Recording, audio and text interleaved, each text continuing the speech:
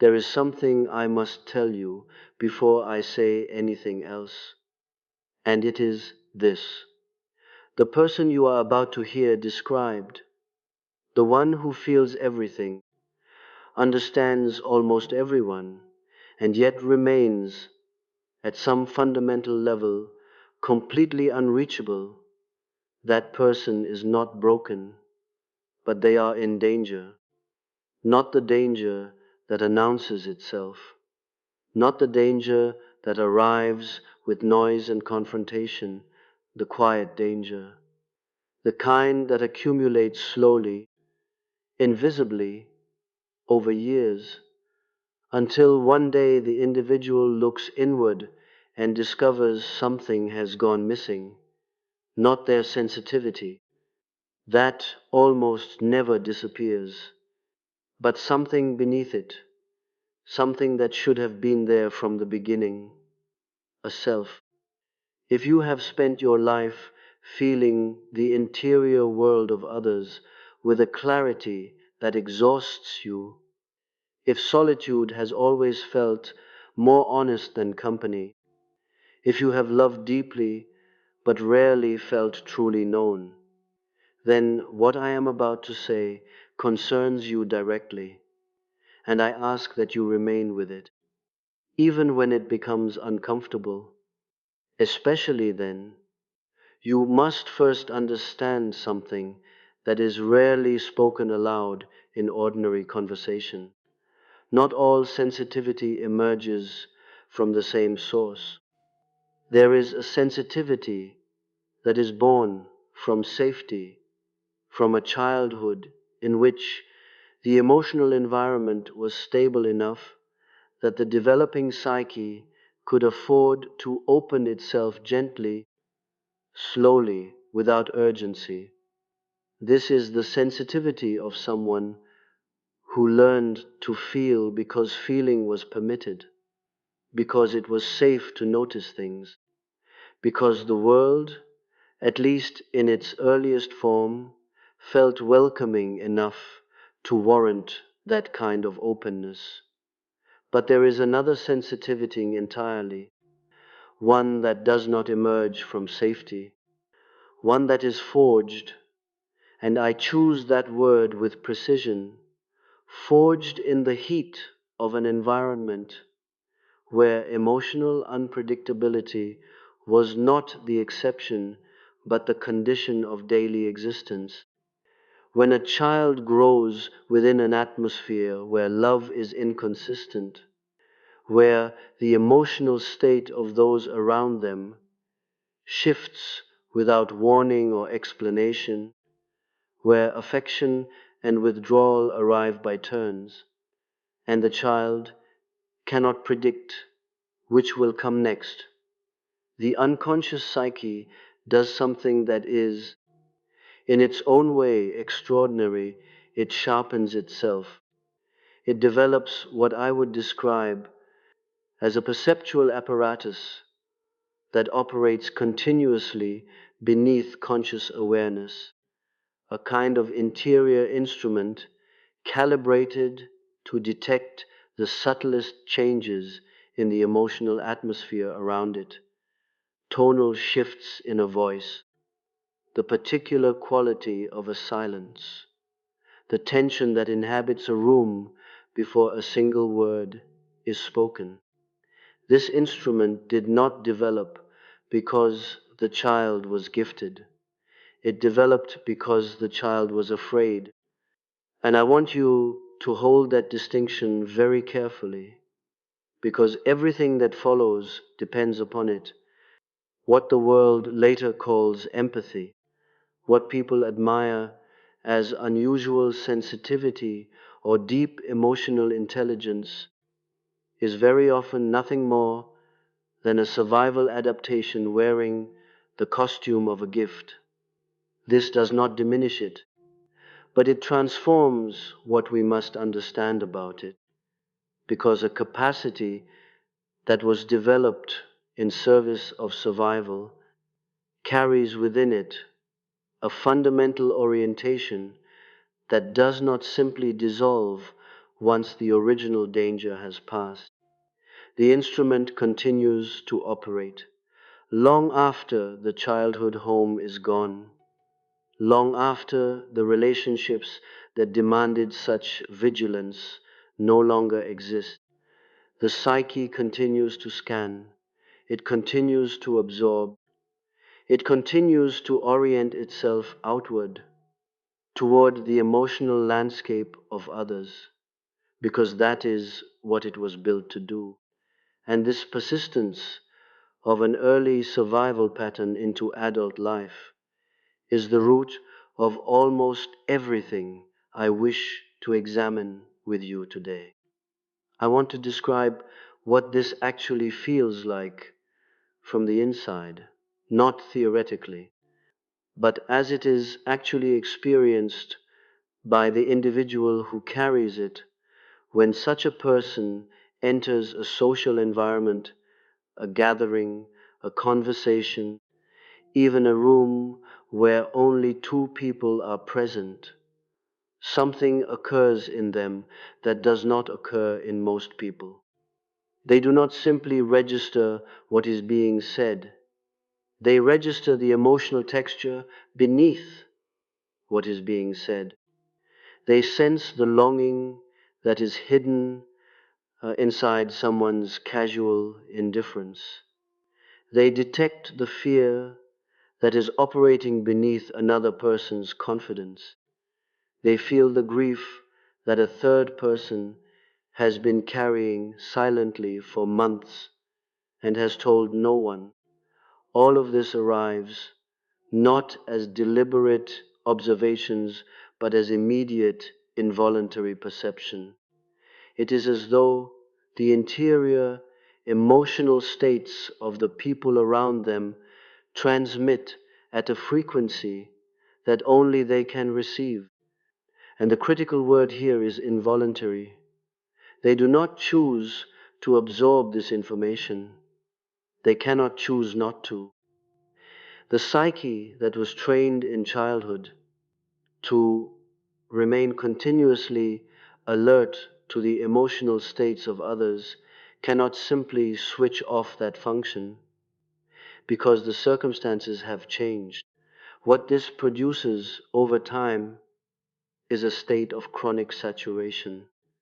The individual is perpetually processing more emotional information than the conscious mind can comfortably hold. They move through the world carrying not only their own inner life, but fragments of everyone else's, and often they cannot clearly distinguish where their own emotional experience ends and the absorbed emotional material of others begins. This confusion is not trivial. It creates a particular form of exhaustion that is extraordinarily difficult to explain to those who do not experience it. It is not the exhaustion of physical effort. It is not even the exhaustion of sustained mental concentration.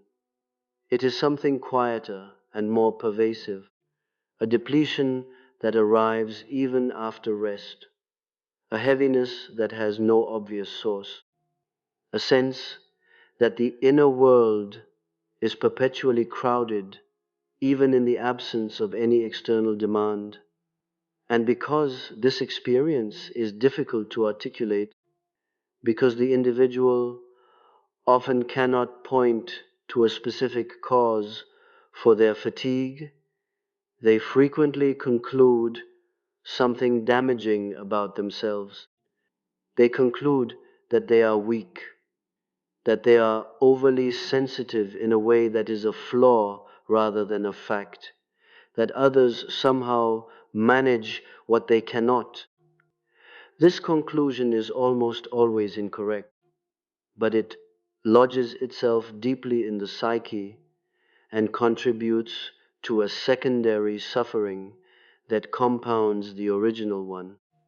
The individual begins to be ashamed of a capacity that was, in its origin, a form of extraordinary psychological intelligence. And it is from within this shame that the withdrawal begins. At a certain point, the psyche reaches what I would describe as a threshold of sustainable exposure. It recognizes, not always consciously, and often not in any language, the individual can articulate, that continued immersion in the emotional field of others is producing a level of internal disruption that cannot be indefinitely absorbed. And so it begins to withdraw. This withdrawal is rarely experienced as a conscious decision. It presents itself more as an instinct, a quiet but insistent pull towards solitude, a diminishing tolerance for environments that once felt merely draining and now feel genuinely unbearable. Crowds produce something close to physical discomfort. Sustained social engagement becomes effortful in ways that seem disproportionate. Even relationships with people who are cared for deeply begin to carry a quality of heaviness, as though connection itself has become something to be carefully rationed. The world interprets this withdrawal in ways that almost invariably miss its actual meaning. It is called coldness. It is called antisocial behavior. It is described as depression or eccentricity or an inexplicable deterioration of character. None of these descriptions are accurate. What the withdrawal actually represents is the psyche's attempt to restore the conditions under which it can function without fragmenting.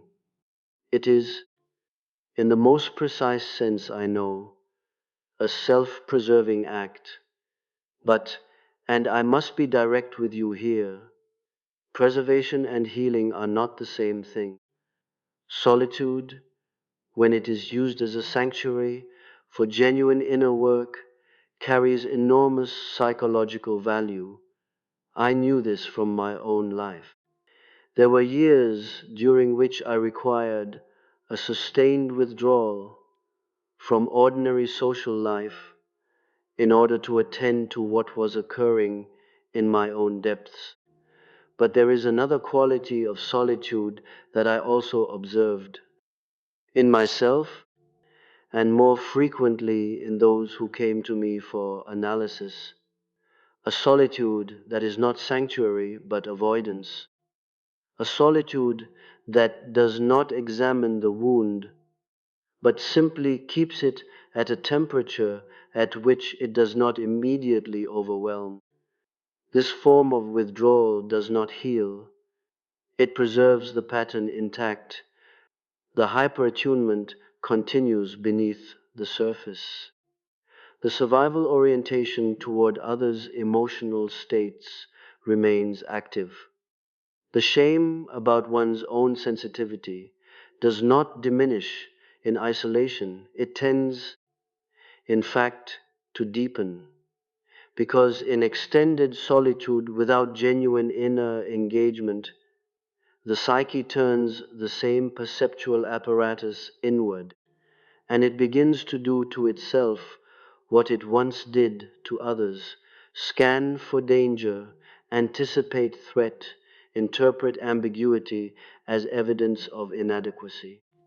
This is why I said at the beginning that such a person is in danger, not from the world, from the dynamic within themselves that has not been examined, named, or integrated. I must now speak about the shadow, not as an abstraction, but as a living psychological reality that operates in the interior of every human being, and that carries a particular weight in the individual we are examining. The shadow is the repository of all that the psyche has been compelled to disown. every impulse that was punished in early life, every emotion that was met with rejection or ridicule, every aspect of the self that was communicated, explicitly or implicitly, to be unacceptable within the relational environment of childhood. For the trauma-born empath loner, the shadow contains something that is both paradoxical and, when examined, entirely logical. It contains the self, the actual self, because what was most systematically suppressed in such a person's development, what was most consistently identified as dangerous or excessive, was the very material at the core of their nature, their need, their anger, their boundaries, their right to refuse emotional demands placed upon them, their desire to be tended to rather than to tend. These aspects of the self were pushed underground early because the survival strategy the psyche developed was fundamentally oriented toward others. To maintain safety, one had to remain attuned, responsive, accommodating. One could not afford to be inconvenient. One could not afford to be demanding. One could not afford to be, in the full and honest sense of the word, human. And so the human dimensions were buried. They did not disappear. They organized themselves in the shadow and continued to exert pressure on the psyche from below. This pressure manifests in ways the individual rarely recognizes as coming from within themselves. They may feel inexplicable irritation toward people they genuinely care for. They may find themselves periodically overwhelmed by grief that has no clear object. They may notice a persistent, low-level resentment at the demands of relationships they consciously wish to sustain. These are not signs of ingratitude or moral failure. They are the shadow's attempt to be heard. And when the trauma-born empath loner withdraws into prolonged solitude without engaging this material, when the retreat is away from the world but not into genuine self-examination, the shadow does not remain passive, it intensifies. And this is where the most serious psychological risk emerges. The individual, already burdened by years of absorbing others' emotional states, now also carries the accumulated pressure of their own unacknowledged interior.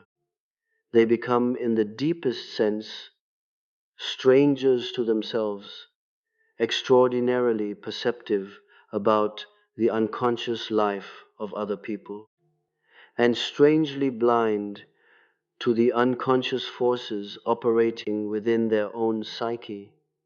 This blindness is not intellectual. These are not unintelligent people. It is structural, the very perceptual apparatus that grants them such acute awareness of others was built to look outward. Turning it inward requires a deliberate and often uncomfortable reorientation that does not happen by itself. It must be chosen again and again, often against the resistance of a psyche that has long found external attunement more familiar than self-examination. The concept I spent the greater part of my professional life elaborating was the concept of individuation. And I want to be careful here about what that word means, because it is frequently misunderstood in ways that are not merely imprecise, but actively misleading. Individuation is not the process of becoming more self-sufficient. It is not the achievement of emotional independence from others.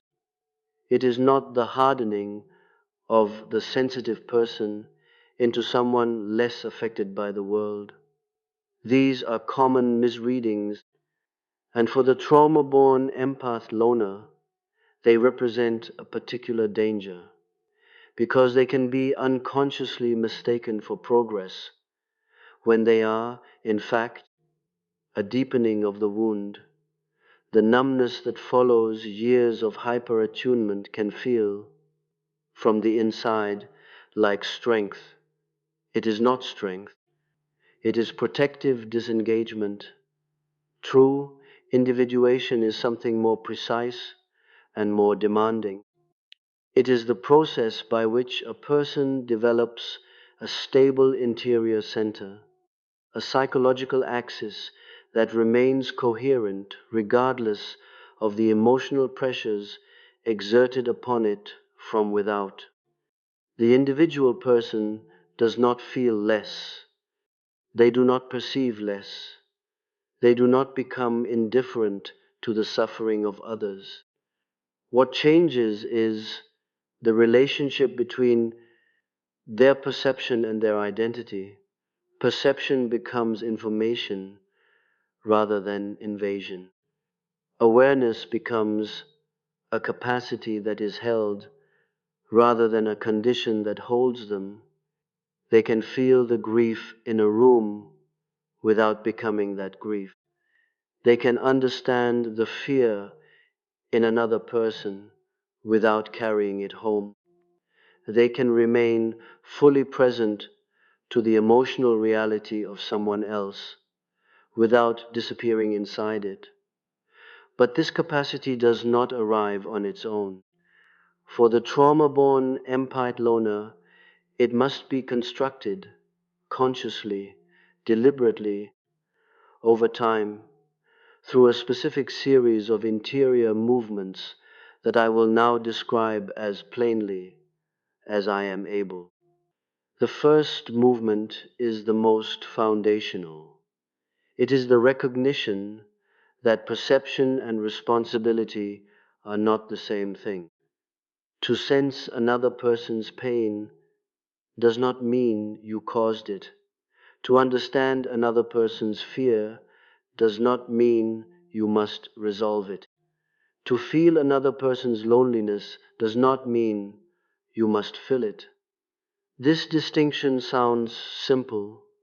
In practice, for someone whose early psyche was organized around the belief that their function was to stabilize the emotional environment around them, it is among the most difficult interior movements imaginable. The unconscious will resist it vigorously. It will produce guilt where there should be none. It will generate anxiety at the boundary and interpret that anxiety as evidence that the boundary is wrong. The individual must learn to tolerate this discomfort without immediately dissolving the boundary in response to it. The second movement involves a sustained encounter with the shadow material I described earlier, not a single confrontation, not a moment of insight that resolves everything, but a patient, ongoing willingness to examine what has been buried, to ask with genuine curiosity and without judgment what impulses have been living underground, what emotions have been systematically denied, what dimensions of the self were never permitted expression.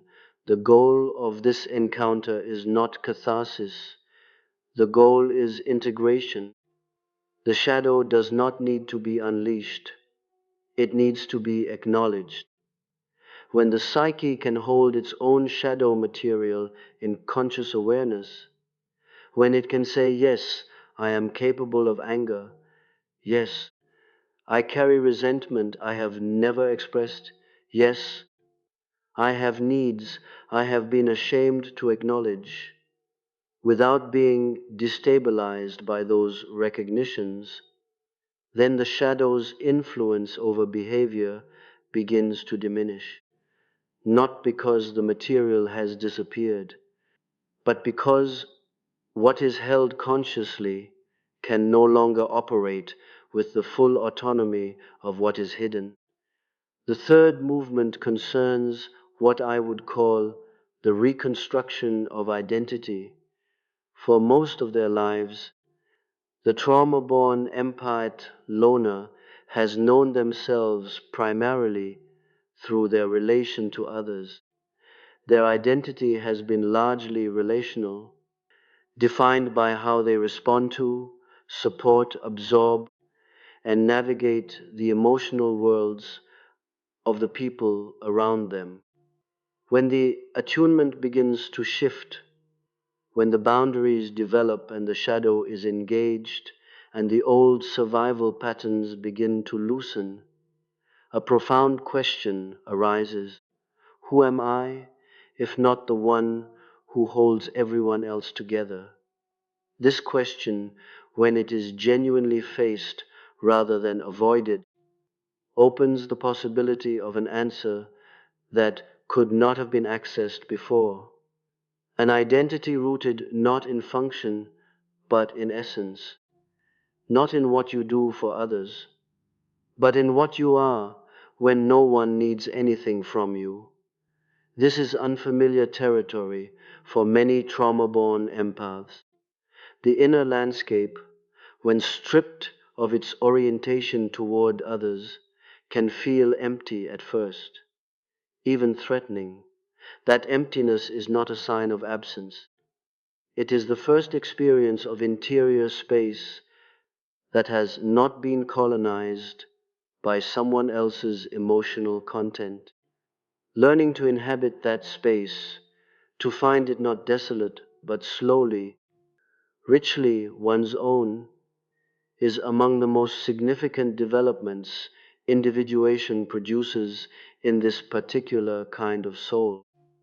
I said at the beginning that very few survive this, and I want to close by saying precisely what I mean by that. I do not mean that most trauma-born empath loners are destroyed by their sensitivity. Many live what would, from the outside, appear to be functioning lives. What I mean is something more specific. Very few complete the transformation. Most reach one of several stopping points along the path and remain there, mistaking the stopping point for a destination. Some reach the first plateau, the recognition that they feel too much, and invest all their energy in managing the symptom. They develop elaborate structures for minimizing exposure. They become more and more isolated under the internal logic that less contact means less suffering. This is not transformation, it is management. Others reach the second plateau.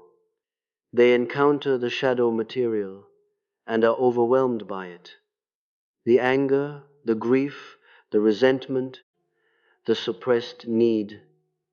When these contents begin to surface, they can feel unbearable to a psyche that has spent its entire existence maintaining the image of the compassionate, selfless, emotionally available one.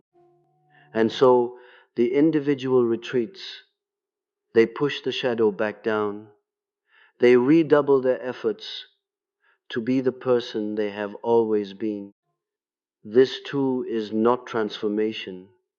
It is a return to the beginning under greater psychological pressure. A smaller number reach the third plateau. They develop genuine interior boundaries.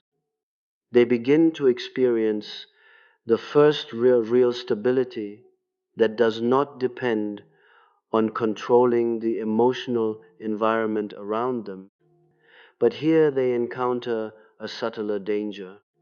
The stability feels so good after years of emotional instability and exhaustion that it becomes its own form of retreat. The individual, finally anchored, finally quiet inside, stops the process of individuation prematurely. They become stable, but not fully integrated, grounded, but not yet whole. The individuals who complete the journey, the very small number who reach what I would call full individuation in this domain, are distinguished not by the absence of suffering, but by the quality of their relationship to it. They have done what the others could not quite bring themselves to do. They have turned toward every aspect of themselves without flinching and without performing. They have faced the shadow without being consumed by it.